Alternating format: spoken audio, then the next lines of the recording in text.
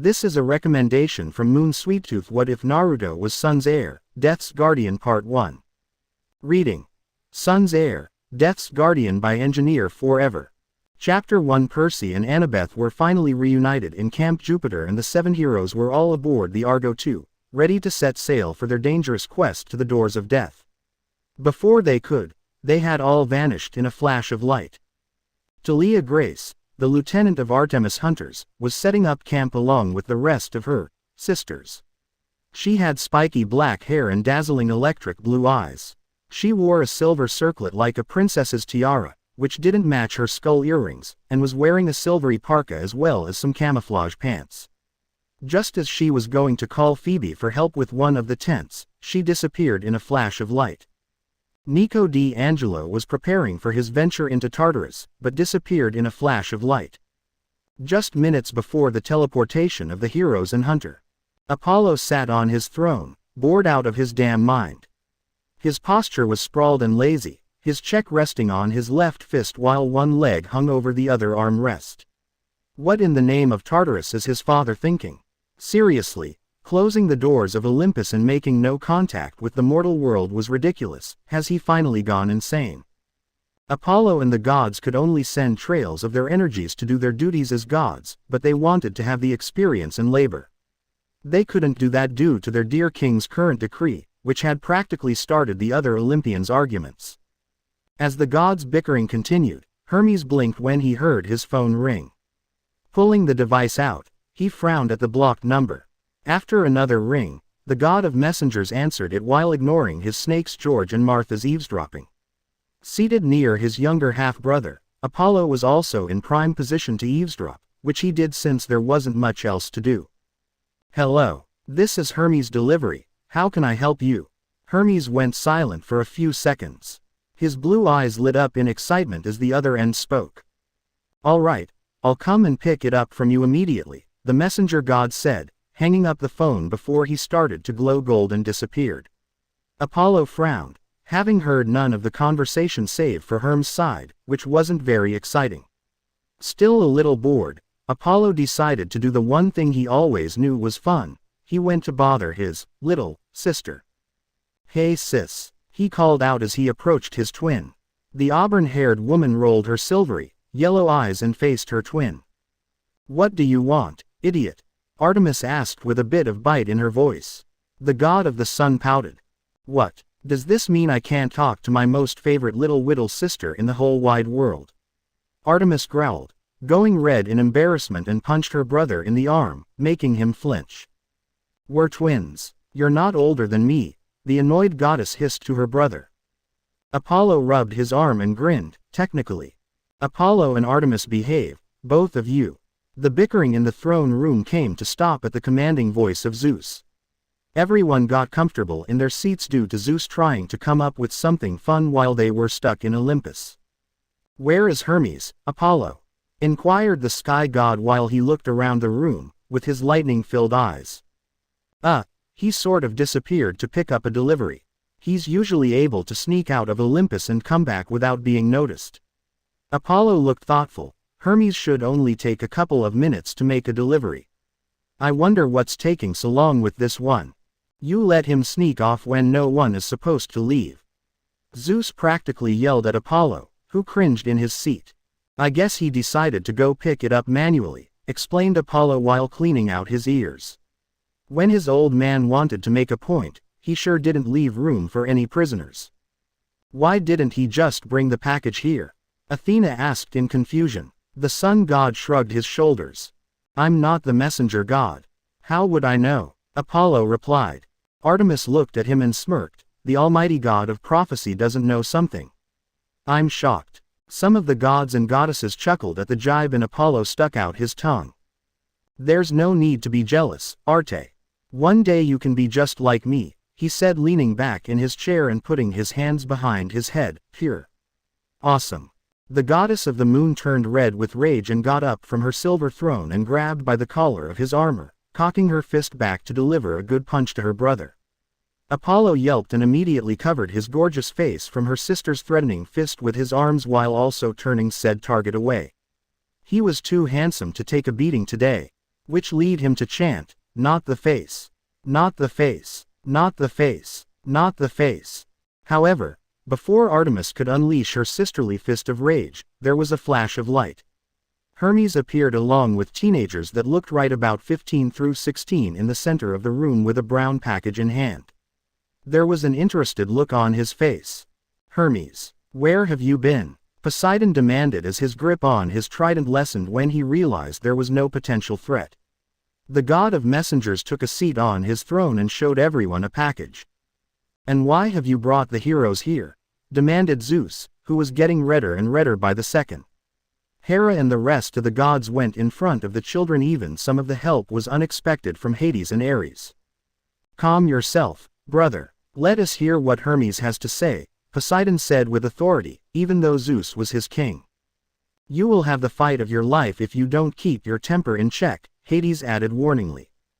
Zeus growled a little bit too viciously and the sky reflected his behavior, thunder booming and lightning striking the city of Manhattan as if were some light show.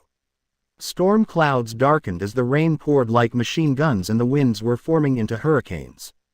As long powerful lightning bolts shot down from the center of the dark storm cloud, the king of Olympus growled out, "Be quick with your words, Hermes."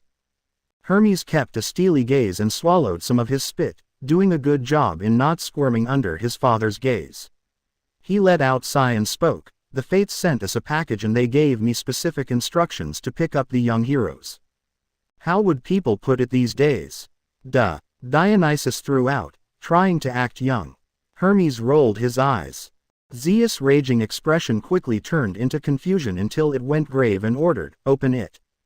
The demigods were very confused at this point. They just suddenly vanished from their current location and transported into Olympus. They wanted to ask question but standing in front of many gods, they didn't want to come as rude and be the pinnacle release of a god's anger and so on led them to be mute for the moment. Hermes opened the package and 3 ghostly spirits exploded out of the box. Everyone couldn't react because they were put on their thrones and the demigods were put into comfy black sofa which had popcorn and many accessories that require you to watch a movie, which the demigods found very weird.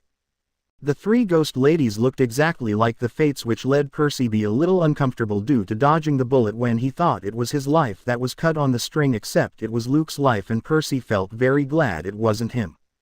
Annabeth grabbed his hand making Percy to ease up a little.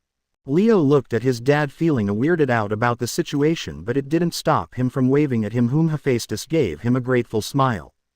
Nico looked at his father, who gave a curt nod to him, making the boy smile a little. Jason looked at his father Jupiter or Zeus due to being in his Greek form. Jason wanted to mimic the same thing as Leo did and what Percy was doing with their fathers but Jason didn't want to be awkward or disrespectful to his father's image, but was grabbed by the shoulder giving a comforting squeeze. It wasn't his girlfriend Piper but it was his sister Talia. "I'm sorry I didn't come to the camp but something urgent came up." "Forgive me," Talia apologized. "It's okay. You're here and right now that's what matters right now," Jason said engulfing her sister with a hug. Zeus looked at his demigod children with a sad smile but he had duties as a king and he needed to live up to his position or disorder will ensue in Olympus. So he had no choice but to stay silent and endure it and see what the fates had to say. "Guests of Olympus," the fates began, "what you are about to discover a great story about a young demigod and his tale as a hero in one of the alternate dimensions." "Wow, there are alternate dimensions?" Percy asked. He may have read some DC comics about that, but man, he could just think the roots and what ifs already happening in his head. "Yep, there are a lot. What ifs out there in different worlds altogether," Apollo chirped. Leo took a bag of popcorn and started thinking about the what ifs himself in his head along with his fellow demigods. "Man, that's some serious stuff," the son of Hephaestus said, while munching on his popcorn getting the other heroes to agree with him. "Well, can you please continue?" said Zeus letting the young heroes think. Zeus knew about to alternate plane. He and his brother went together to see it for themselves but the first thing they saw wasn't something they enjoyed pretty well. They wanted to change it there but they couldn't due not being their world. It just gave him nightmares just thinking that his father actually won the first Titan War. "So what's the title?" Apollo asked curiously. Sun's heir, Death's guardian," Hermes answered, making Apollo grin at the first portion of it while Hade's brow furrowed. Sweet. Finally, there's a story about one of my kids. Woo. The sun god cheered with pumped fists. Artemis rolled her eyes and mentally groaned, wonderful. It's also a graphic novel. Hermes added. That's cool. Eisner started that, good guy he was. Apollo stated, as being the god of the arts, he would know about such things. Well, since it is a novel, who will read? Athena asked, somewhat interested in this story from another dimension. The son of Poseidon will. Zeus announced in a boom. Percy groaned as his girlfriend gave him a rub on the shoulder. Come on Percy, you'll do fine. She said with a small smile. Percy looked at her and returned it with one of his own, okay. He said as he sat a bit more forward and the pictures started to appear. Leo, who was drinking a smoothie, shushed and pointed at it's starting. Kanahagakure no Sato, the village hidden in the leaves, was a beautiful village. Buildings of intricate designs stood tall and proud earlier that day. That is, until they attacked. Ooh, Ares said as he leaned forward a bit along with some of the demigods. He loved a good story about battle. Pain, the user of the Rinnegan, the self-proclaimed god. The gods scoffed at that, arrogant mortals. The leader of the Akatsuki and the enemy of Kanahagakure no Sato had destroyed the village with a single attack. The gods murmured that they could do that too, while the demigods' eyes widened at the damage done. Their best warriors quickly fell in battle against the Six Paths. All hope was lost. And then he returned. Ah, the hero of the story, Apollo said whilst rubbing his chin in curiosity. Naruto Uzumaki, the child of prophecy, Konoha's #1 knuckle-headed ninja. Clearly, that is one of Apollo's children, Artemis said with a smirk, getting snickers from everyone but said sun god, who pouted like a kid. And the Jinchuriki of the Kyuubi no Kitsune, returned from his training with the toads of Mount Mayuboku. He fought bravely against the one that attacked his home, destroying the revived bodies used in place of Pain's true form, and nearly unleashing the wrath of one Kyuubi no Kitsune. Jinchuriki, Percy asked out loud, repeating the word in confusion, as the others knitted their brows trying to figure out the word's meaning. It means, the power of a human sacrifice, Apollo translated with a small frown, not liking that one bit. Unknown to the villagers, the last part was stopped when an apparition of his father appeared in his mindscape. His confidence in himself restored, Naruto fought valiantly against the last remaining path, Diva. Once the sixth body had been defeated, Naruto went to the source of it all and he convinced his distant relative, the crippled Uzumaki Nagato, that peace wouldn't be found through pain. Naruto was rewarded for his actions by the revival of all who had fallen in battle against pain. Wow, Nico said as he looked at his father, who raised an eyebrow to this. A mortal did that. And now we come to the return of Konoha's hero, who had just collapsed under his own injuries, both internal and external. Get the hell out of my way. Tsunade barked as she shoved through the crowd of happy villagers. The crowd quickly gave their village leader a clear path and she dashed to Naruto's side. Kneeling at his side, Tsunade put a hand on his face as tears welled up in her eyes. Whoa, all the males in the room said at the sight of the woman's breasts. They were then slapped upside the head by the appropriate spouse, girlfriend, sister for their leers. Ow! Rang out the room as they men rubbed the back of their heads. Though the demigoddesses wondered how the woman even got a figure like that with a twinge of jealousy. Bright blue pain-filled eyes cracked open and Naruto gave his grandmother a cheeky grin before whispering out, "Hey Bachan, I did it." Tsunade smiled and brushed some of the teen's hair out of his face. "That you did, Gaki." "That you did," rest Naruto. Okay," sighed out the blonde as he closed his eyes once again. His breathing slowed and his heartbeat was becoming faint. The fifth Hokage looked to her apprentice and her gaze hardened. "Get a stretcher, Shizune. He needs medical attention. Now," she ordered, receiving a nod, before looking back to the blonde. "Don't you dare quit on me now, Gaki." Before Shizune could move to do as her master ordered, the sunlight suddenly focused on the downed orange-clad teen. The villagers backed away as a large amount of chakra filled the air, and several shinobi leapt forward to protect their leader. A figure started to manifest over the downed hero, human in shape. As the light died down, villagers gasped and shinobi fell to their knees as the figure's features cleared up. Tsunade stared in wide-eyed shock. The figure, a male by his build, was one of the handsomest men she had ever seen in her life. Tanned, almost golden, skin, lithe muscles visible due his lack of shirt, and wild blonde hair that highlighted his ocean blue eyes. His clothes were odd, or rather, his choice to wear what appeared to be only a white skirt with golden edging along with an expensive-looking belt. The golden sandals he wore on his feet reminded Tsunade of the original sandals her granduncle wore because of her great-grandfather's choice in clothing. And so I make my dazzling entrance. 10 out of 10, the sun god said with his arms crossed and looked around, his shoulders slacked as all the gods were holding up rating signs ranging from 2 through 4. Artemis gave him a 1. Wait. There was a decimal in front of it. Lousy, no good, he grumbled as the demigod snickered a bit. The man ignored everyone, though he did briefly glance at some women and their assets, before looking down at the orange-clad blonde. He sighed and scratched the back of his head before he spoke in a foreign language. Damn, kid, you're just like your mom. Reckless, stubborn, and freakin' suicidal. First things first, I'm getting you out of here. He knelt down to put his arms underneath the blonde's legs and back, picking him up like a child and feeling a swell of pride suddenly fill him. The man smiled softly as the teen relaxed and he looked to the sky, thinking, is this how you felt, Dad? When you helped Mom raise Sis and I? Hey, wait, where are you going? Tsunade demanded, snapping out of her stupor. The man didn't acknowledge her words and walked towards a bright light. The villagers and shinobi had to shield their eyes, while a few unfortunate Hyuga screamed due to blindness, as he vanished into the sunlight. Tsunade slumped in her place, falling to her hands to keep her steady. I just let him walk away, Tsunade thought with wide eyes before squeezing them shut as tears formed, and Naruto, I'm so sorry. Tsunade-sama.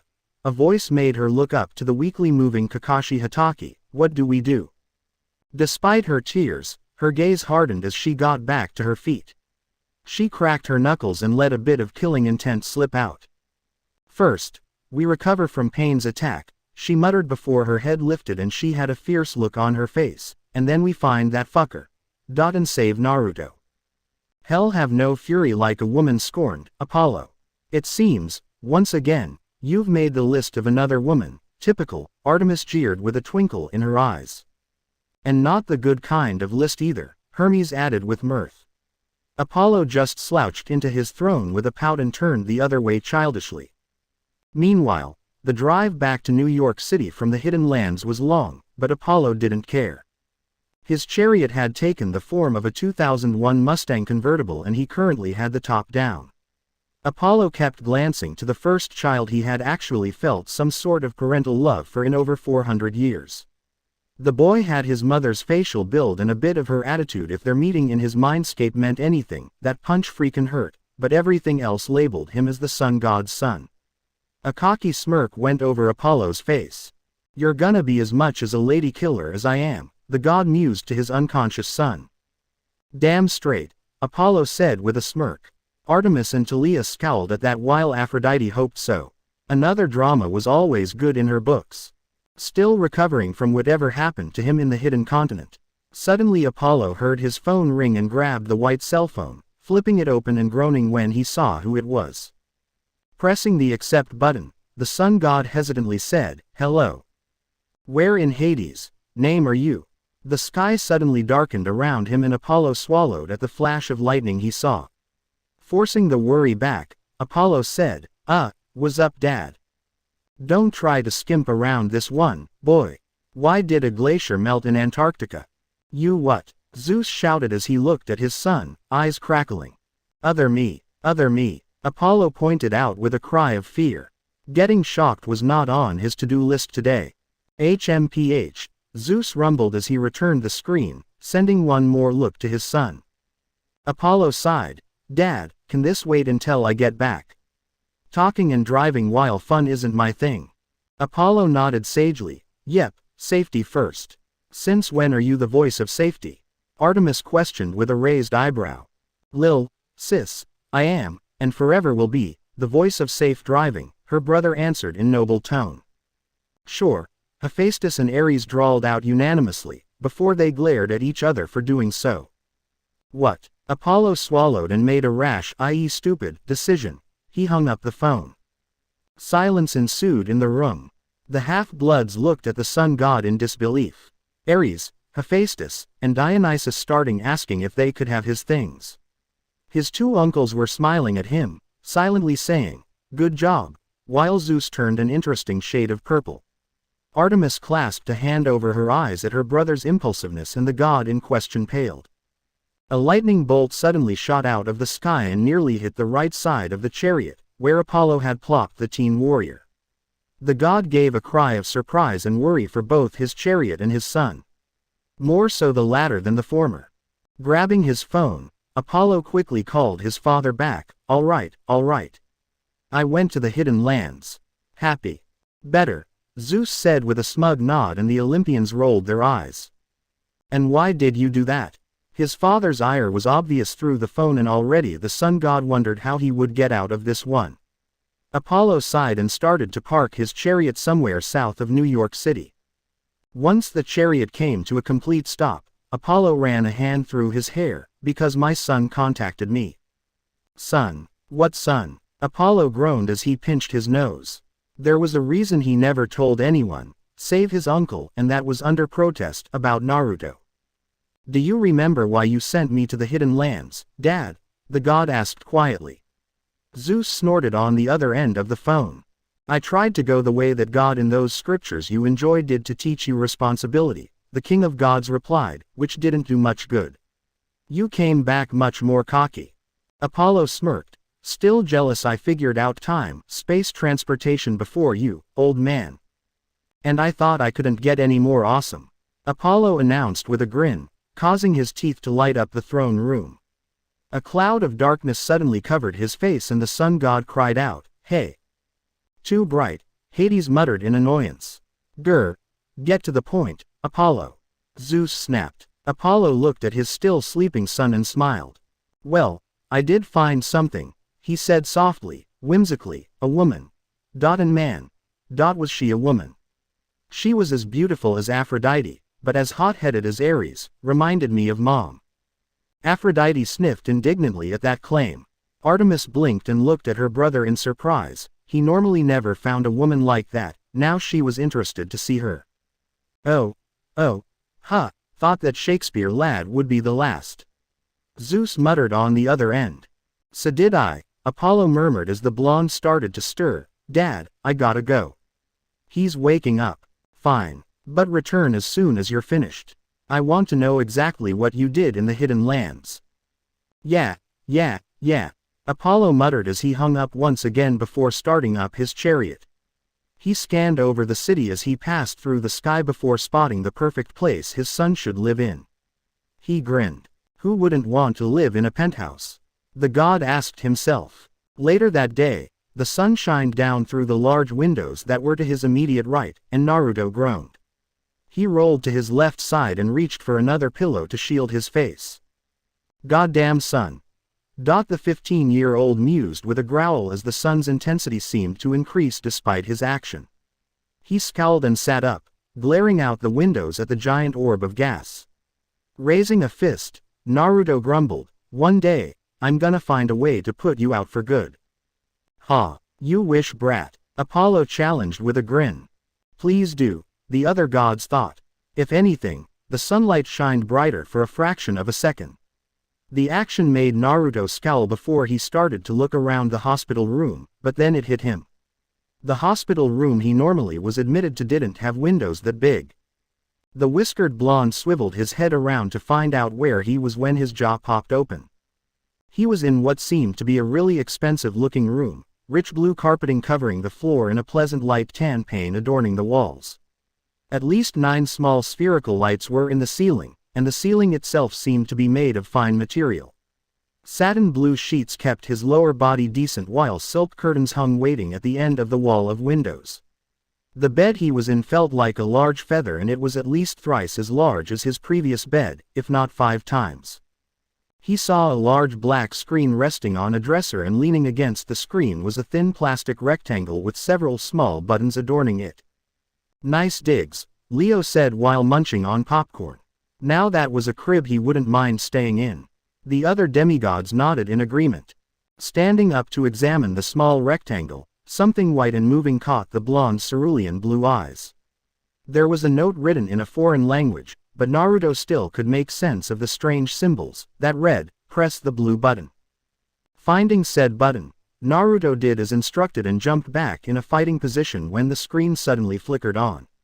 Though he relaxed when a familiar face appeared on the screen, that of his father, the Yondaime Hokage, Minato Namikaze. The man's smiling face made Naruto smile in remembrance at their initial meeting within his mindscape. His thoughts stopped when the image spoke. "Hey Naruto, you may be wondering where you are, and what I'm doing here, but I'll explain that later.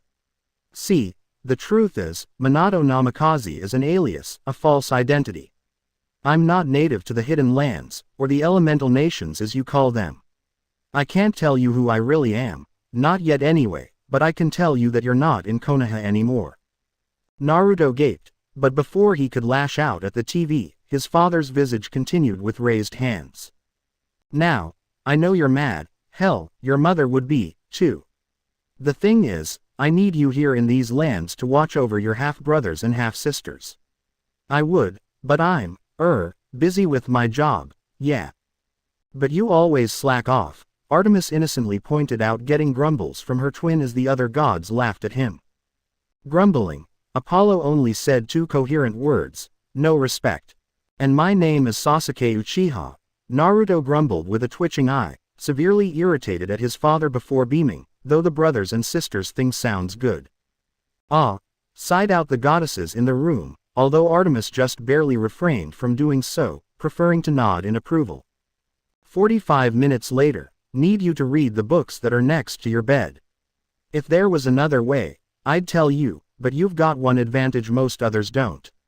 At this, Minato looked left and right before saying cheekily, "Shadow clones are very useful. Keep that in mind. Oh, and I highly suggest looking in the closet. Sorry I can't stick around, but I've got things to do. See ya around, Naruto. Daddy's so proud of his little fishcake." The demigod snickered at the name along with a few of the other gods, while the ones that didn't merely quirked a smile or remained neutral. "Oh man, I hope other me keeps calling him that," Apollo chuckled out.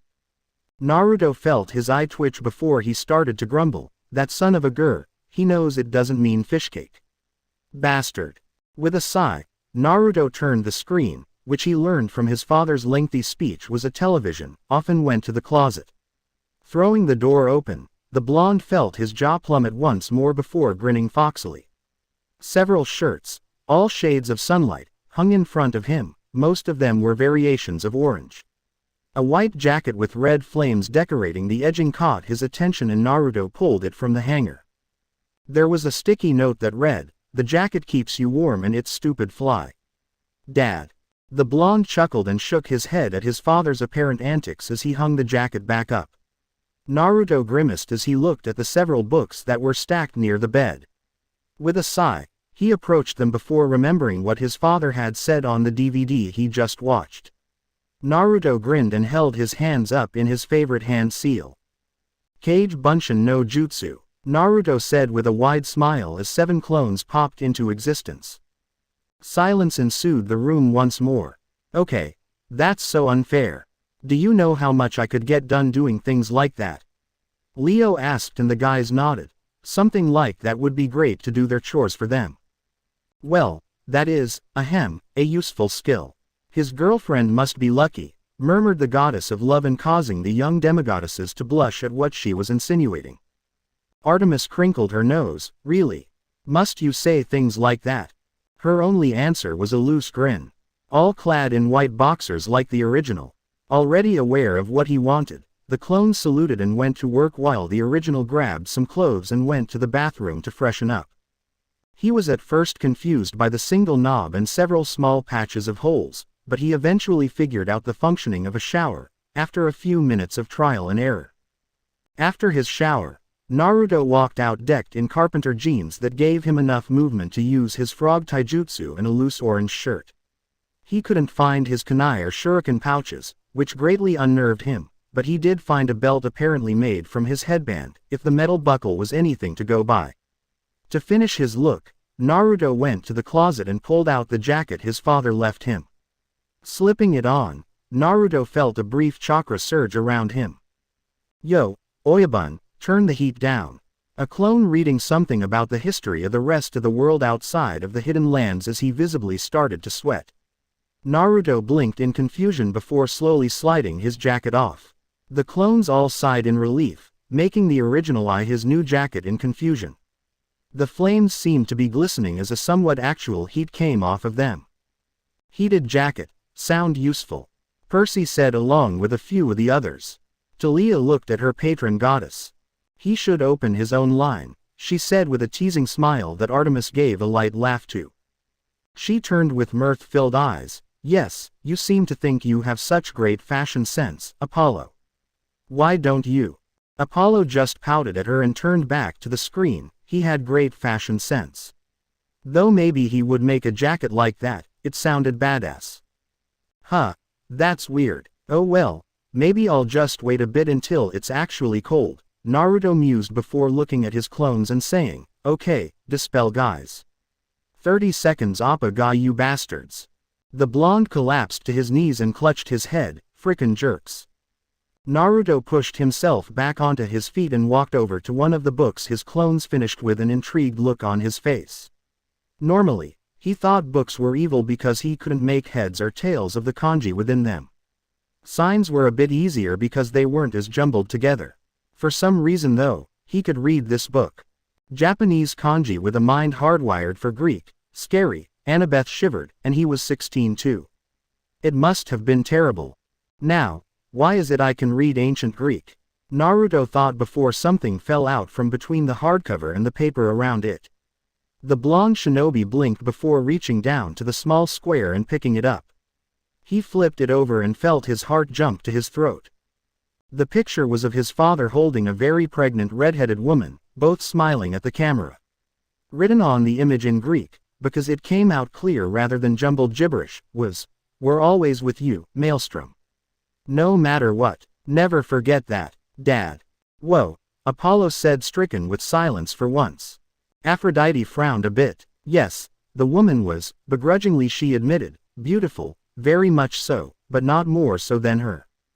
Wow, said the demigods as even some of the guys had blushes growing on their cheeks while the girls looked envious at the beautiful redhead smiling serenely. Naruto smiled despite the tears falling down his cheeks. Brushing the liquid away, the blonde managed to get out, "That bastard, thanks Dad." Naruto carefully folded the picture and stuck it in his pocket before picking the book back up. He read the cover aloud, An Idiot's Guide to Greek Mythology. Well, now I have the urge to smack Dad around some more, freakin' dick. The gods laughed a bit at the title along with the half-bloods. It seems we have someone who knows less about mythology than you now, see for brains, Annabeth teased. Percy's cheeks turned pink at his girlfriend's words. Shut it, wise girl, he mumbled, but he just got laughed at a bit more for it. Huffing, he turned back to the story and read. After creating more clones to get more reading in, Naruto decided to explore the penthouse his father apparently left him. The living room was much larger than his old one, enough to fit 2 of his old apartments in actually, and the kitchen was more than an icebox with a stove. Opening the cupboard made the blonde frown though. All that was in there was yet another note. He wants me to go shopping, Naruto asked with a growl before crushing the note and holding his head when a clone dispersed. Damn it. Well, at least I know the area now. Sort of. Naruto started to go to the door when he realized something. Palming his face, the blonde said, I don't know what currency these people use. Oyabun. A clone called before chucking out a small black rectangular object, smaller than the remote that is. Much to Naruto's relief, it wasn't plastic, but a loose leather, so catching it wasn't as painful as he thought it would be. The blonde opened the object, finding another note, and blanched. He could write all these notes but he couldn't stay and talk. Naruto mused aloud. The same clone shrugged. Maybe he was afraid we'd hit him again, the duplicate suggested. Naruto pursed his lips before nodding in agreement. I so am not. I just couldn't stay. What with that law and all, Apollo argued weakly. Wuss, Ares jeered, getting a glare from his brother. Yeah, he sure wasn't expecting that punch. Might have to give him another to keep him on his toes, the original said with a mischievous grin that was quickly mimicked by his clone. Please don't, Apollo pleaded to no one in particular. Please do, every other god in the room deadpanned, getting a look of betrayal from the god of the sun. He dropped the look to examine the new wallet as it had several green paper slips with old, strange-looking men on it which he assumed was the country's currency, thus making it being a wallet obvious, and frowned in confusion when he saw an ID similar to his ninja one in a sleeve. Pulling the card out, he focused on the words, struggling to make a clear phrase, before he succeeded. Student driver's license, State of New York. Naruto blinked and flipped the card over. The hell is a driver's license? Everyone raised an eyebrow. They didn't have cars where he was from. What kind of barbarians are they? I dunno, the clone replied before their stomachs grumbled in irritation. Naruto groaned and held his before looking at the clone. Everyone dispel, in 30-second intervals. I'm gonna go find some ramen. You got it, Oyabun, the clones replied before the one standing across from Naruto dispersed first. Brushing the thoughts aside, Naruto started walking out his door intent on getting some food. 7 years later, Perseus Jackson stared in shock as several arrows struck at the disguised manticore named Dr. Thorne. Inwardly, he thanked all the gods for the interference. Honestly, he had just wanted to get to Camp Half-Blood and have a nice, peaceful time just once. But no, Grover Underwood, his best friend, just had to run into trouble. Not that it was the satyr's fault, but come on. Was it too much to ask for a break from monsters? Yes, everyone sighed out since they knew it was slightly impossible. Apparently so. The hidden monster gave a hiss of pain as he pulled the arrows out. He looked at his friend Annabeth Chase when she sighed in relief, the hunters. To his right, wielding a spear and dressed like a punk, with spiky shoulder-length black hair and electric blue eyes, Talia Grace groaned, "Oh, wonderful." Talia gave a small sigh at her old mentality. She would get it soon enough. The son of Poseidon looked to where the arrows had come from, and after taking note of their cloaks and drawn bows, he was shocked when he saw that each of the attackers were girls near his age, some a year or two younger. One in the front, with long black hair and a silver circlet around her head, draws her bow back further. Before she spoke, "Shall I end it, milady?" "Why you cannot do this?" Dr. Thorne snarled, glaring at the gathered hunters with hatred, outrage, and fear in his eyes. "It's forbidden by the ancient law." "Yes I can," Artemis said in a smug tone that Talia nodded to with a smirk on her face. On the contrary, a young girl around the age of 12 or 13 said from the back, "My quarry are all wild animals, manticore. And last I checked, your species could be considered such. Zoe, you may take." "Yo, Auntie Art, sorry but I'm gonna have to cut ya off, right here," a voice cut in, making the gathered group turn to look at a hooded and cloaked figure perched on a large boulder near the cliff's edge. He had his own bow drawn and it caused several of the hunters to gasp, and Percy wondered if it was a gasp of admiration or something else, because if it were the former, he'd agree. The bow was beautifully crafted and gold like the morning sun, its gleam shining in the moonlight and reflecting onto the hidden male's clothes, and straining its string were 4 equally golden-tipped arrows. Imperial gold, Jason wondered aloud with a raised eyebrow. Maybe, Hazel said as she looked at the image a bit with curious eyes, too soon to tell. Artemis hummed, before she turned to her brother and with slight praise said, "You've given him quite the impressive bow." Apollo folded his arms behind his head and bragged, "Well, of course I would. If he's my kid, he has to be awesome." The hooded boy's teeth shined from the darkness of his hood from his bow's reflection, and a brief flash of gold appeared where his eyes would have been. Before he let his arrows fly he said, "Allow me, Auntie. Fall, beast, for the glory of the sport." "All hail the sport," Apollo chimed with a face-splitting grin. Artemis rolled her eyes before arguing, "The hunt. Sport, hunt, sport, hunt, sport. Ahem, children, Hermes interrupted with a cough into his hand. Gaining the twin archers' attention, he pointed to their current source of entertainment and said, "The story." Apollo just shrugged him off and Artemis flushed lightly for doing such a childish action. The arrows were released and met their marks.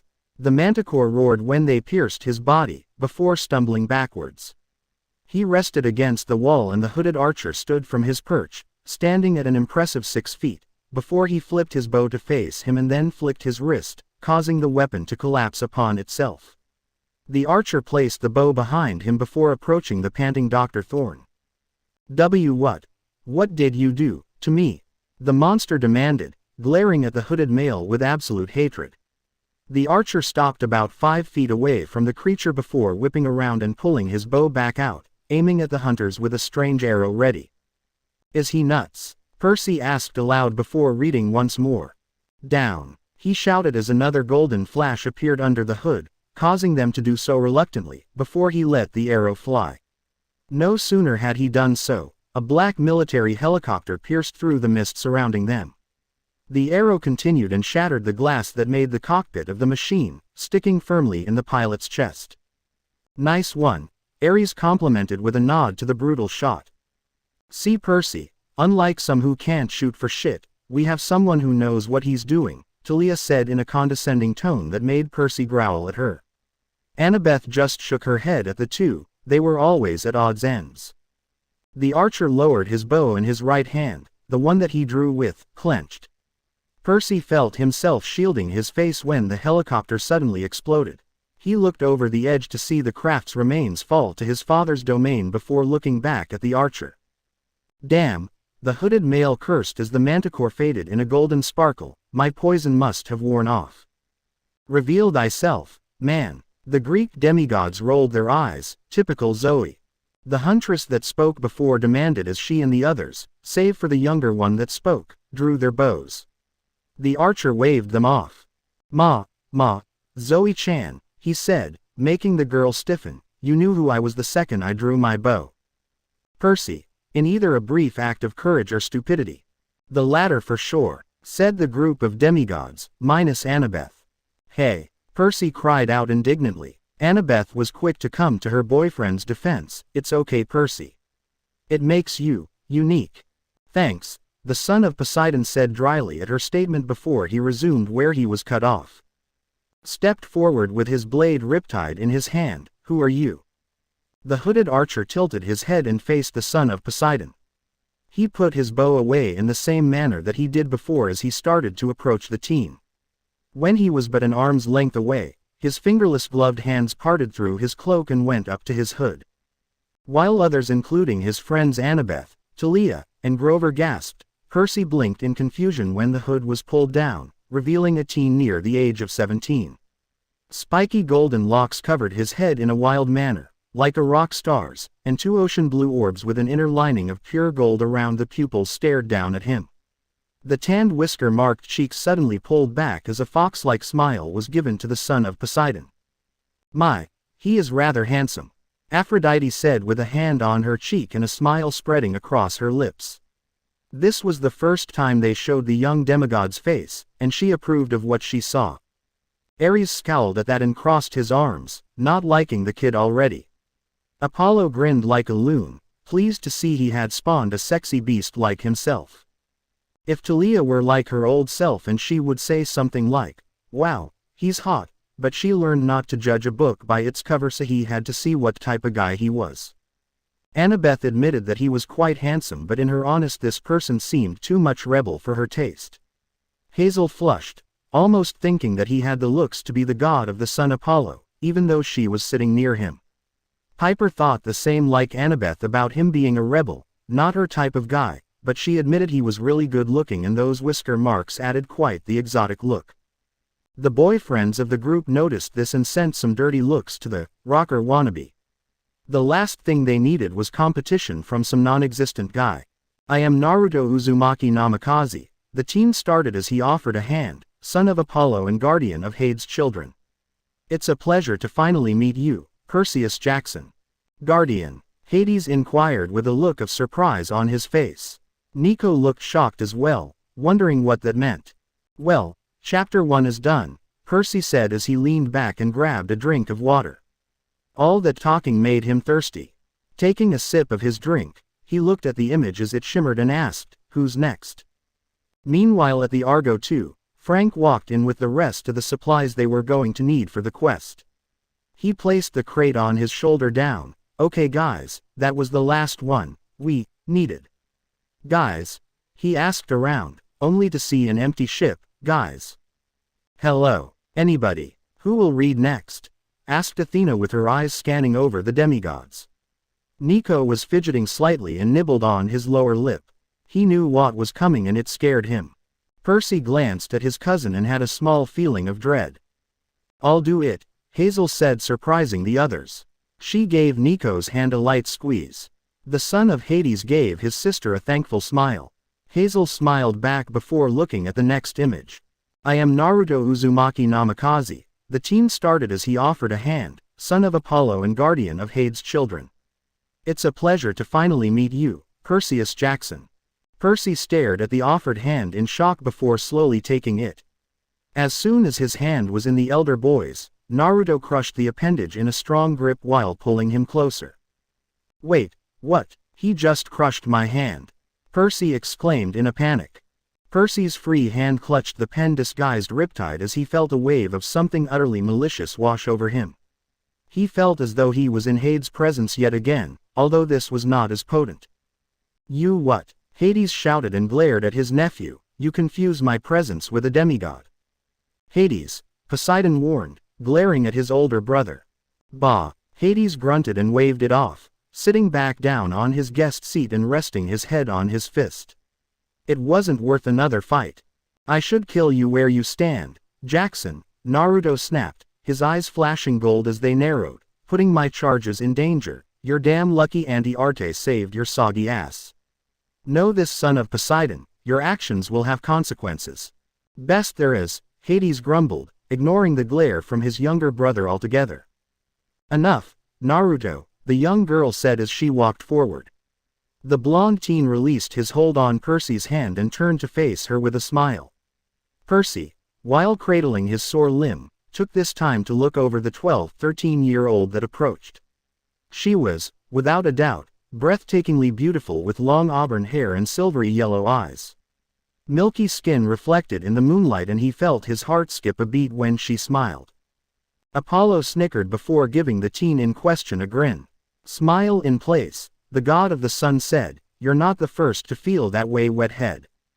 Annabeth gave a baleful glare to her boyfriend, who started to sweat under her stormy gaze. Silently he urged the alternate him to stop what he was thinking before he got in trouble for it. "Do not gawk at my aunt, Jackson," Naruto warned with a sidelong glance before smiling at the approaching girl once again. The girl stood a head shorter than the teen and smiled back. "Of all my brother's children, you are the only one I enjoy to see," the girl said.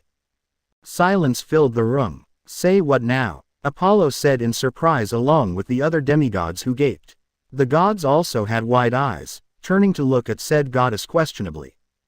They were disappointed when Artemis merely raised an eyebrow in wonder, making the blonde chuckle sheepishly as he scratched the back of his head. She surprised the group when she slapped him across the face after making that statement. "Arte, don't damage the goods," Apollo chastised, scandalized by what his sister's alternate dimensions counterpart did to his counterpart's son. "Ow," Naruto exclaimed in shock as he cradled his cheek. "What the hell was that for?" "That was for ordering my hunters around," the girl said sternly, referring to when he had ordered them to get down.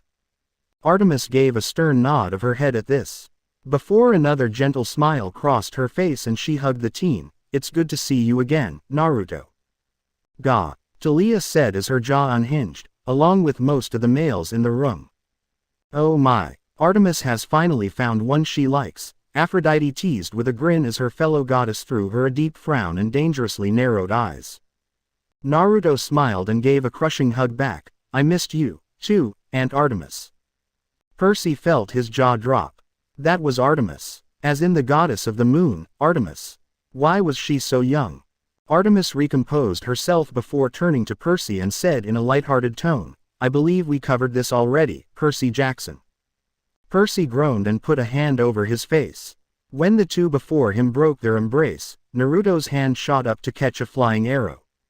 "Oh yeah, boy's got his daddy's swagger," bragged the beaming Apollo, catching that with just his hand. "Who can do that nowadays besides us?"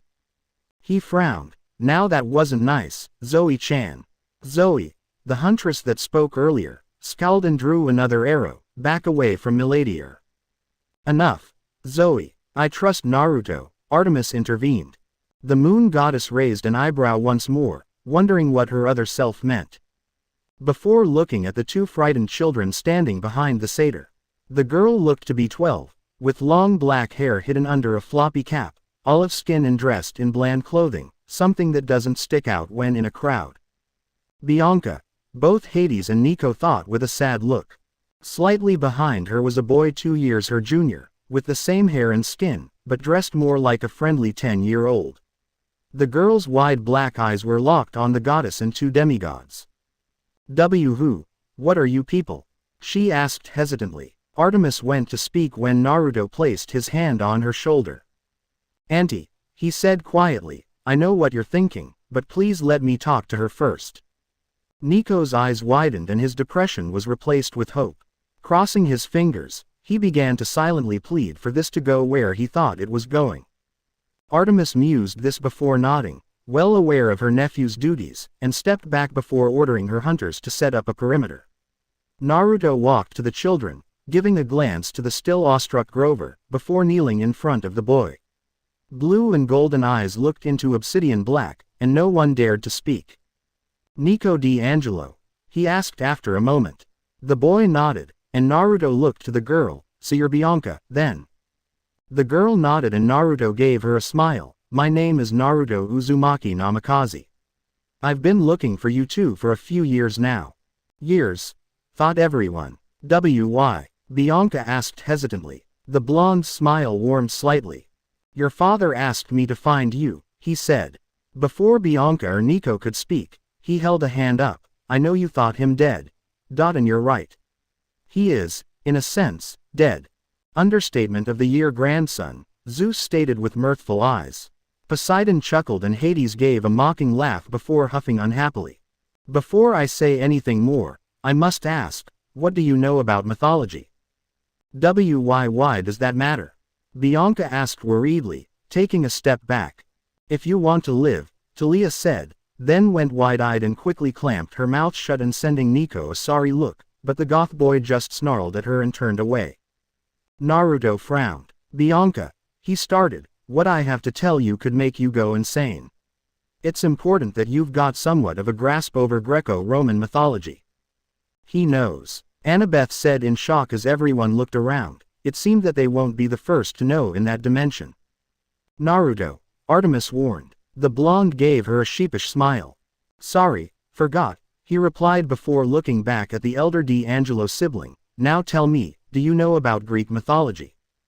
Before Bianca could reply, her brother spoke up. "Like Zeus, Hercules and all those other gods." Most of the Greek demigods scowled at the second name. Hera had a deep frown on her face that could only be matched by the disgust in her eyes at the name. Naruto and many of the hunters scowled at the second name. "Heracles is somewhat taboo for me, please don't mention his name again, but yes, you're right." "Bianca. Nico, your father is the lord of the underworld." Lord of the, is this some kind of sick joke?" Bianca asked with pale features. Naruto frowned and looked at Nico. "Nico, do you know who I'm talking about?" The excited 10-year-old nodded his head vigorously. Most of the kids laughed at Nico's eager attitude, who just crawled into his aviator jacket and muttered defensively, "Geez, I was 10. Lay off. You mean our dad is?" The blonde clapped a hand over the boy's mouth before softly replying, "Names are very powerful, Nico D'Angelo. Never forget that. Now go talk to Grover for a bit, he'll explain things for you." Daughter, are you sure?" Nico asked as he glanced at his still frightened sister. Naruto nodded and smiled. "Trust me, Nico. Tell him about that mythomagic game of yours," he suggested. The blonde archer waited for the boy to be led away by the still shaken satyr before turning to the girl. Standing up, Naruto sighed and looked around. How can you stand this place? It's so. Never mind. Let's go for a walk, Bianca. Oh okay. The girl replied with a faint blush. Naruto smiled and looked back to the approaching Zoe Nightshade. The girl frowned at his grin and outright scowled when he winked at her. Apollo let out a wolf whistle. Melt that ice queen, me boyo, he said with a lunatic's grin. Artemis reached over and slapped him upside the head, getting a pout from the god. Tell Auntie Arte that we'll be back in a bit, Naruto said as he put his hand on the shorter girl's shoulder before giving the huntress a two-fingered salute. They vanished in a flash of yellow light. Percy, who had seen the flash, cried out, "Hey, where'd they go?" "To a land far, far away, Wethead. Oh, I wonder," Talia said with a roll of her eyes. Percy pointedly ignored her, but had a pout on his face. His girlfriend just giggled at their antics. Bianca fell to her knees when they reappeared in the snow-covered forest surrounding Westover Hall. Taking large gasps of breath, she then looked up at the blonde teen, who was scratching the back of his head. "Sorry about that," he murmured before offering her a hand back to her feet. "I tend to forget that other demigods have problems with the Hiraishin. Must be because it briefly crosses into Raijiji's territory." "My territory?" Zeus wondered. "Geez, really, I named it that," groaned Apollo as he palmed his head. "What does it mean?" Hermes asked with a raised eyebrow. "Hiraishin translates into flying thunder god," the god of arts groaned as he sunk deeper into his chair. Zeus was all smiles after that discovery. What was that?" the daughter of Hades asked with wide eyes. Naruto grinned. "That was my father's blessing to me, a technique only he and I know," Naruto replied as he helped her stand. "Basically, it's my ability to teleport from one place to the next. Let me tell you, Uncle Herm nearly had a heart attack when I showed him it. I think he and Gigi are a bit jealous of my dad and I." All the demigods were muttering about not being able to teleport and how awesome it would be. Except Nico and Hazel, who smirked at one another and then high-fived. Shadow travel for the win. Bianca blinked before holding her head in her hands. "Oh god, this is me going insane, isn't it?" "I hope not," Naruto admitted with a frown. "Lord Hades' children aren't the most stable of demigods. Some Adolf Hitler fella seemed to leave quite the impression on the other demigods." There was a slight rumble and Naruto looked at the ground. "I'm not being offensive, it's the truth." Bianca blanched. "I'm related to Hitler." "You'll get used to it," Nico and Hazel deadpanned. Gods knew that they were scrutinized by that fact a few times. "Yeah, that's the reaction I was told to expect," Naruto said with a chuckle before patting her shoulder. "Relax, Bianca, I know where you're coming from." "Sort of." "Oh really? I doubt it. First my parents are dead, then my dad turns out to be alive, and now he's apparently Satan." She screamed. Naruto blinked. "Actually, Satan was some stuck-up asshole that took advantage of one of my elder brother's fiction novels, convincing a whole lot of people that they were fact and leading to the rise of the singular metaphysical god we know today," Naruto corrected before shaking his head. "And I thought my dad had an ego. That's beside the point. Let me tell you something. I was in the same boat as you." "How so?" a genuinely curious Bianca asked as she and the blonde started to walk. He chuckled and scratched one of his whiskered cheeks. Ooh, backstory. This should be good," Apollo cheered, really wanting to know more about his awesome other son. "Well," Naruto drawled, 22 years ago, when I was born, my dad died in a fight, sort of." Let me ask you this, you ever hear of the comic book hero Thor?" "Yeah," Bianca replied with a nod before smiling slightly. "I have a few issues. I like to read comics." She was a bit geeky, but so was I around then, Nico admitted with a faint smile. "Go figure, me too," Naruto replied with a smile of his own that made the younger girl blush. "But yeah, turns out ol' Raijiji was sick of my dad's irresponsibility and sent him to my home about, 40-some years ago. Long story short, Dad met Mom, they had me, and then they died." "Touching story, right?" The half-bloods squirmed a bit. "No, not really, it wasn't." Yes," the girl unsurely said. Naruto shrugged. "Hey, They died fighting, and where I'm from, that's honorable, he said before scowling. Then my old man, being the irresponsible bastard he is, forgot about me for 15 years, only remembering before I nearly died. Quote. The blonde trailed off and shook off the urge to break something. My point is the gods have this law, stupid if you ask me, but it's still a law. They can't raise their demigod children, so instead they made a camp. That's where Grover, Annie, Talia-chan and Soggy Boy come in. Annabeth let out a small growl at her hated nickname, but blinked a second later as she realized something.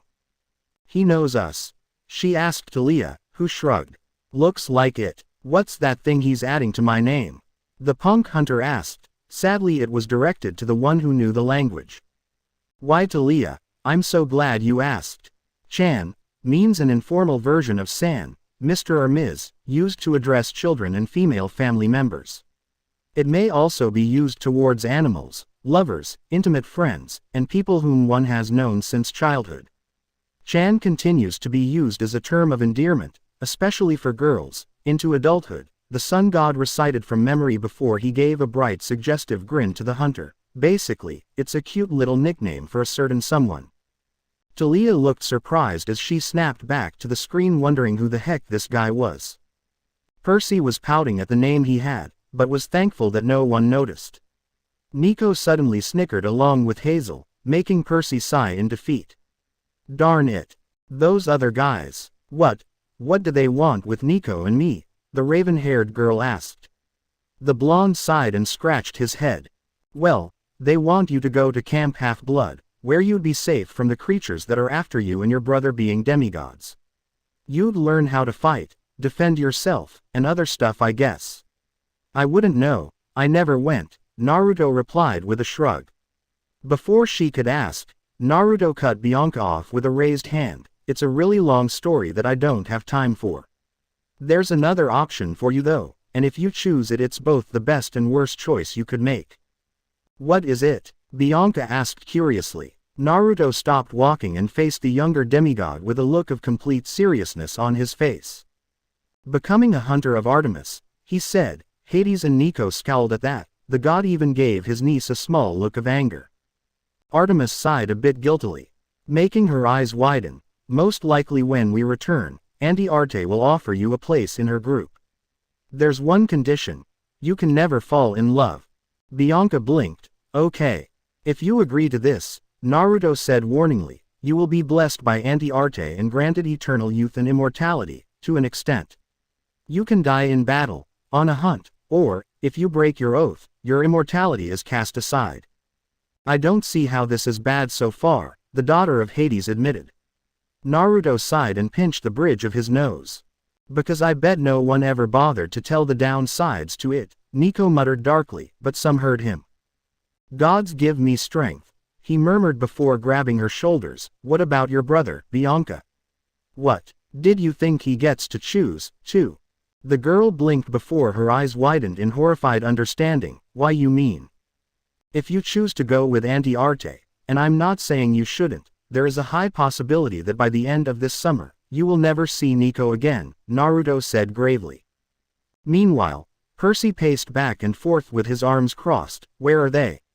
They've been gone for like 20 minutes. Well, it seems he clearly gained your impatience, Athena commented towards Poseidon, who in turn frowned. Yes, and your daughter gained your over-the-top pride. What else shall we compare? The sea god asked mockingly, enjoying the small scowl he got from his rival. Zeus cleared his throat, making the two stop. For now, anyway. Grover looked up from the game he was playing with Nico. Relax, Percy.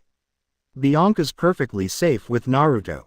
If Grover knows him, then I guess our other selves do too. Annabeth said, clearly interested in the blonde boy. Not in that way, but, well, you know what she meant. How do you know? Percy asked with a frown before looking at his hand. He could be a spy for Lou. If you even try to finish that sentence, I'll gut you where you stand, Talia snapped. Wow, way to jump to conclusions, Percy, Talia commented with a bit of bite. Wow, way to jump in defense of your boyfriend, Talia, Percy countered. Ding, ding, Leo called out before he joked. Round 1. fight. Hey, trying to read here, Hazel called out, glaring at the two Greek children of the big three. Opening her eyes as she glared at Percy from her spot leaning against the wall of Westover Hall. The son of Poseidon frowned. Okay, what am I missing here? He asked, crossing his arms. Why do you two know him? Who is this guy? That's what we all want to know, said the demigods unanimously. Just drop it, seaweed brain. Annabeth sighed out from where she was reading yet another Greek book. Where it came from, Percy hadn't the foggiest clue, but she was very into it. Where do you get those? Percy asked while looking at his girlfriend. Annabeth just tapped the side of her nose and replied, You'll never know. No, there's something about that guy that rubs me the wrong way, the dark-haired demigod said stubbornly. He almost crushed my hand. You're lucky he didn't crush your head. Talia snapped once again, you completely ignored my instructions. The sea cannot be contained, Percy quoted, getting a roar of approval from his dad. Both Talia and Zeus scowled at the two. Yeah, but I saved them from that manticore, Percy argued. Anything else he was about to say was cut off as a lightning bolt landed right next to him, causing him to jump. Percy jumped at seeing a flash next to him and shouted, Hey! All eyes went to Talia, who looked away innocently. You're missing the point, Talia exclaimed as her electric blue eyes seemed to glow with her anger. You didn't have to attack that monster. You should have made an excuse to get them back inside, safe in the crowd. But no, it has to be Percy's way, Talia mocked as her arms crossed. Thy anger issues have yet to be solved, Talia, Zoe said with a smirk, getting a scowl from the punk-dressed girl as she approached the four half-blood campers, before facing Percy with a glare. You were requested by Lady Artemis, has he returned yet? The others shielded their eyes as a bright light appeared behind the huntress. It quickly died down to reveal a sickened Bianca leaning against a perfectly fine Naruto. The blonde rubbed the girl's back apologetically before looking up and beaming, Zoe-chan. Sup, Auntie Art wants to see Bianca, I take it. Thy childishness knows no bounds, Uzumaki, the hunter replied with a frown before turning around. Lady Artemis has requested both you and Jackson accompany Bianca. What about me? Nico asked, looking up from his game with Grover and earning everyone's attention. I mean, can I come? Nico, I heard you were missing this character, Naruto interjected before Zoe could speak, reaching into his cloak and tossing a small figurine to the 10-year-old. The boy caught it in his hands and his eyes widened. Hades, but he's one of the rarest ones. Nico cried out, looking up at Naruto with awe. How'd you get it? Nico's eyes widened as he pulled the figure out of his jacket's pocket and looked back to the screen. Percy inwardly winced at the figure and felt a bit of shame upon seeing it. I'm just lucky like that, Naruto said with a smirk before looking at Annabeth. Annie, why don't you play a game of Mythomagic with Nico? The girl smiled and nodded, while Grover sighed in relief. This game was complicated and he could barely figure it out. Being beaten by a 10-year-old kid 3 times in a row didn't help his ego at all. Poor Grover, Annabeth said with pity. He just couldn't help it, Nico said with a smile. He was playing the best. Percy rolled his eyes and gave his cousin a shove for fun, which Nico returned harder.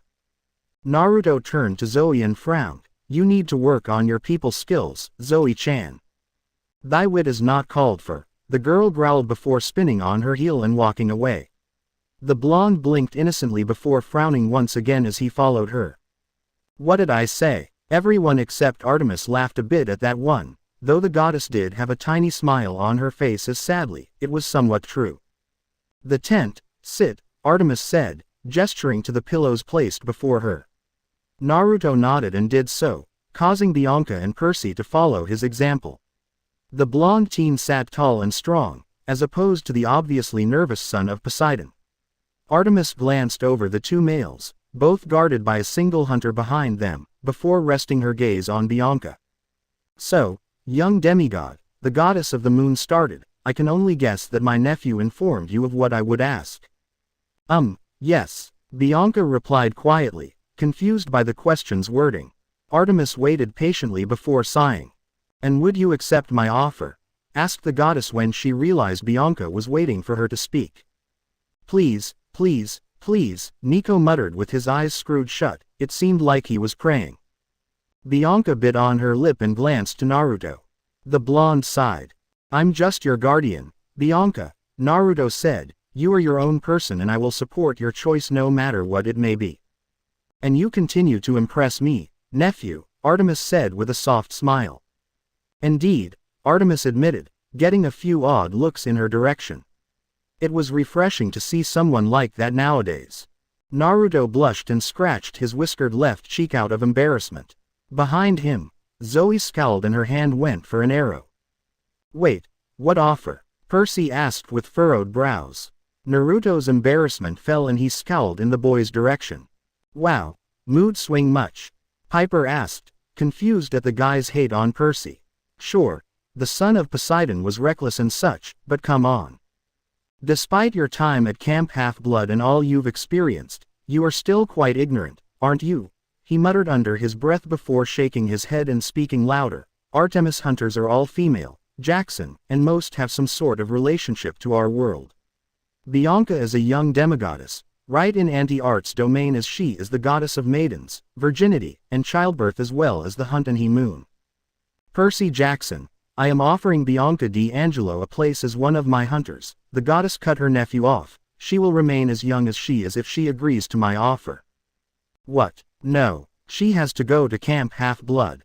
Percy cried out. Percy just buried his face into his hands, oh gods. His cheeks were pink from the embarrassment from his stupid days, safe to say he would still have those in the foreseeable future. Before he felt that ominous feeling of death return, he gasped as the air left him and his eyes looked to his left only to stare into bright golden orbs. Know your place, son of Poseidon.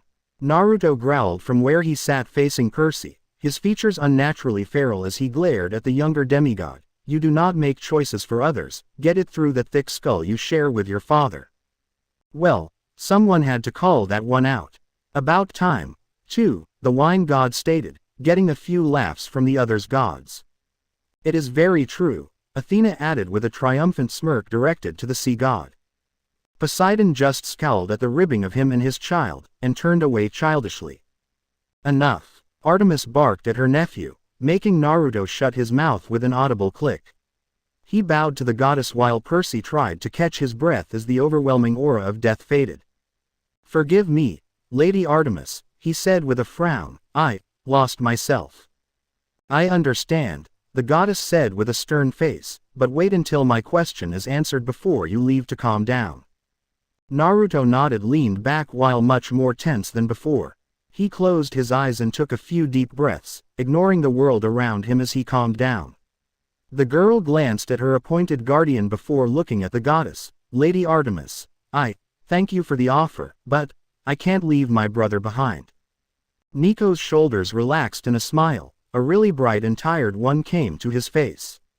Way to go, kid, he whispered to his other self, while feeling slightly jealous of him. He was just so happy on the inside that he forgot about it. Artemis smiled softly and eyed the blonde teen. Ah yes, I know what it's like to have to keep an eye on a brother. How is my bastard of a dad anyway? Naruto asked out of the blue, leaning back and taking on a much more relaxed position. Well, at least he calls you out on it, Artemis said with a devilish grin at the ashen-faced Apollo. Shocking Percy with the blatant disrespect the older boy was showing, still goofing off and flirting with your hunters and other women.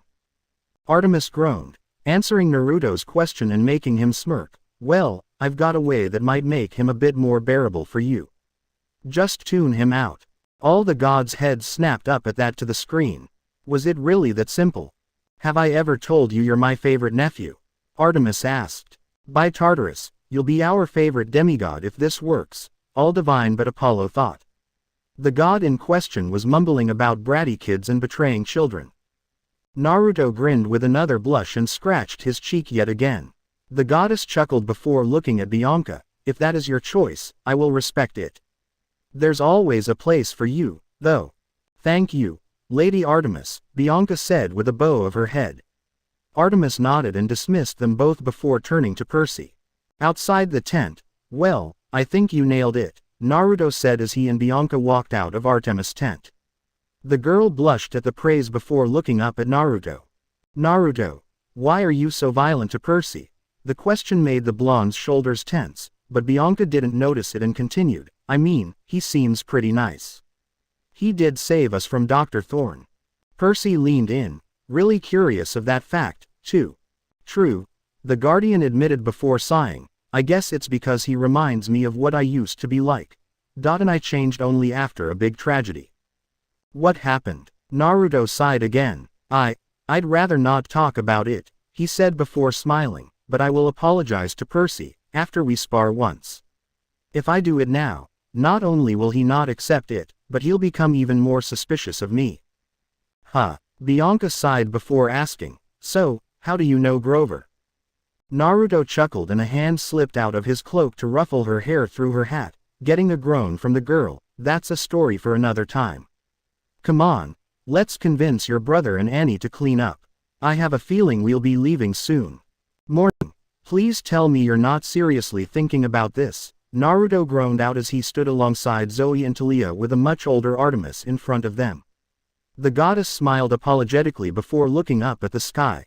He's always late during the winter, she grumbled before spotting a bright approaching light. Her arm raised to slightly protect her eyes, while everyone else, save Naruto, turned away. When the light dimmed, the gathered demigods and hunters were granted with the sight of a slightly younger version of Naruto, only with sandy blonde hair that was wavy, standing next to a white 2008 Chevrolet Corvette convertible. Lil. Sis. Waz oof. His greeting was cut off by a sudden fist embedded in his gut, belonging to none other than one annoyed Naruto Uzumaki Namikaze. Onage. Ares cheered with a grin as the gods laughed at Apollo for getting shut up by his child. The sun god groaned and covered his face with his hand in embarrassment. The teen demigod had a twitching brow as he pulled his fist from his doubled-over father's gut. Asterisk cough yeah. Nice to see you too, Naruto. Apollo wheezed before changing form, a bright light emitting from him as he shifted into Minato Namikaze's form, still dressed as he was before. What was that for, this time? I was saving you from saying something stupid, like one of those godforsaken haikus. Naruto groaned with a shudder before smiling lightly, Mom says hi. Like that Apollo did something none of the hunters nor their beloved Artemis had ever seen, he blushed. The god coughed into a fist and tried to recompose himself, she did. Yeah, the younger blonde said with a grin, she also said to be sure to be there on that day. Really? Apollo's grin widened and a full-on blush covered his face as blood seeped down his nose. He released another pained cry when Naruto kicked him in the junk. Jason winced along with the other men in the room. The blonde wondered how the older demigod even managed to do that, causing Percy and Grover to guard themselves. The blonde demigod stepped back with his arms crossed and a pleased look on his face. Are we sure we don't take boys into the hunt? Talia asked her patron goddess. The blonde on the screen was already proving that he could hate with the rest of them at this rate. Artemis sadly shook her head no. He knew that if his father didn't have regenerative abilities, he'd be a dead man. Thankfully, he did, hence, the abusive relationship.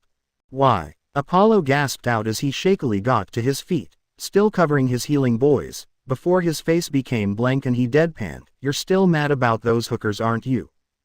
Silence, which was an ongoing thing it seemed, ensued in the chamber. All goddesses and young female teens turned to the god of the sun with dark looks, making him start to sweat. Ladies, come on now, let's not lose our heads, please. Apollo squeaked at the end. Artemis and Talia drew their silver bows as Athena pulled out a spear. Demeter had some vines coming out from under her sleeves, Hestia's hands lit ablaze. As this was a continued action with the rest of the demigoddesses, Annabeth and Piper drew their respected knives while Hazel drew her cavalry sword. Not the face, the god cried as he ran out of the room, the females hot on his tail. 1 hour later Artemis came back with the bloodied figure of her brother as she dragged him by his now red highlighted hair and threw him back on his throne. She turned to the slightly winded Hazel and smiled, please continue dear. Hazel nodded and picked up the book again. Damn straight I am. Naruto roared, making his dad shrink under his wrath, what in the name of Tartarus is wrong with you? Sending 3 call girls to a 16-year-old. I thought Raijiji was the one who couldn't keep it in his pants. Everyone let out snickered at God King's expense. The king in question just pouted childishly. The sun god held his hands up in defense. Hey, come on, Naruto, you enjoyed it, didn't you? That's not the point, asshole. The younger blonde screamed with a red face before grabbing his father's necklace and pulling him down roughly. Give me the keys to the car, before I take them. You got it, Apollo replied hurriedly before dropping the keys into his son's hands. Naruto released his father's necklace and turned around, walking back to the odd, horrified group. He gave a smile to Artemis. He's all yours, Auntie Art. The downed Apollo looked horrified for his counterpart as winces joined the faces of the other males in the room. Apollo paled and took a step back. He knew exactly what his sister thought about his parenting skills, and Naruto knew he took more damage than he delivered when disguised as Minato Namikaze, as per the arrangement with his father. From the gleam in his younger sister's eyes, he could tell she was plenty mad from what Naruto just revealed. An arrow flew by his head, making any excuses Apollo was about to think up vacate his mind. Only one option remained. Naruto, you little traitor, Apollo screamed as he ran towards the forest, a volley of arrows flying after him. The women cheered, calling for blood as the men shrunk a bit, trying best not to be noticed during their calls for blood and ichor. For the innocent, Artemis cried out as she chased after her brother with an arrow drawn. Naruto smirked and crossed his arms. Gods, I love these family reunions, he said as he watched his father and aunt vanish into the wood. The blonde chuckled and turned to face the glaring hunters of Artemis. Naruto chided as he held the keys up and the convertible behind him transformed in a flash of light into a city bus. Last I checked, none of you were qualified to drive Saul. Ooh, cheeky. I like that, Hermes said with a grin. The boy of the story was fun to watch and hear about. Thou art very lucky, Uzumaki, Zoe muttered as the hunters started to board the machine. Naruto hollowly grinned as his eyes inadvertently dropped to the ground. So I'm told. The blonde trailed off when a flash of lightning drew his attention. Sighing, he turned to face Talia, Percy, the D'Angelo siblings, Annabeth and Grover. The first was who he focused on, as the distant flash was made to get his attention. I didn't forget about you, Talia-chan, Naruto said warmly before finding a fist in his stomach like his father before him had not moments ago. She only hits him because she likes him, Aphrodite commented with a giggle. Talia rolled her eyes. Sure, the guy seemed okay, but no, she just didn't see it. The blonde grunted and backed away before his cloak's collar was grabbed and he was pulled down to look Talia in the eyes. You have a lot of explaining to do, the daughter of Zeus growled. Seems someone has it for my guardian, Nico teased the hunter, who blushed and hid her slightly red face in her silver jacket. The others smirked in her direction, making the girl groan. Piper looked to her boyfriend with a teasing grin. What do you think? Is he good enough for her? We'll have to wait and see, Jason said with a shrug. He raised his hand. I'll read next, Hazel. Thanks. Man, this is murder on the throat, Hazel said before taking a glass of water from Percy with a grateful nod. Zero Frank slouched in the bathroom. He had looked everywhere for the others, but came up with nothing. He sighed and sat on the toilet to do his business, after a few minutes, and turned to his side for some paper, only to find none. No, came a shout from the Argo chapter end.